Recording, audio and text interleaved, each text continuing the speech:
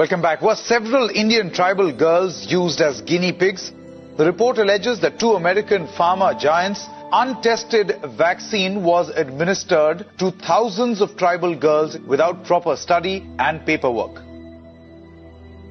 India was among the hardest hit after Bollywood celebrities were incentivized by the Gates Foundation to urge the public to submit to mass vaccinations. In 2009, tribal children were administered the HPV vaccine. Over 24,000 girls were told they were being given wellness shots, in many cases without the informed consent of a parent or a guardian. The people that were administering these vaccines lied to the guardians of these girls and told the girls, oh, this is going to cure cancer, you're never going to have cancer. And these girls became severely injured. Some of them developed seizures, some of them developed cancer. And 7 girls died. And there was no insurance, there was no assistance for them. And the Gates Foundation denied that it had been clinical trials. And it was so bad that the parliament in India created a task force, they studied it, and they kicked out the Gates Foundation. But India is a barbaric country. Things happen here in a very barbaric way. But I was surprised to find an American organization operating in broad daylight, doing things in a very, very, let's say, Indian fashion. And so the route I took was that I want the whole procedure to be investigated. The Indian Parliament formed a committee, and it was to me a rather surprising move because you generally don't often have such a high-level inquiry into matters affecting poor people. And that was such an extraordinary report. I don't think Indian Parliament has ever come out with such a scathing report. And the government officials came up and said, we shouldn't have authorized this. We're sorry. We're not going to allow them again.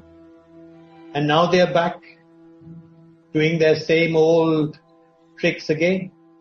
The good news is that human clinical trials can start as early as July 2020 for India's first COVID-19 indigenous vaccine that's been developed by Bharat Biotech. So you can imagine how the manipulation of the media, by the media, the manipulation of public opinion by leaders from all political parties unanimously saying, we want a vaccine.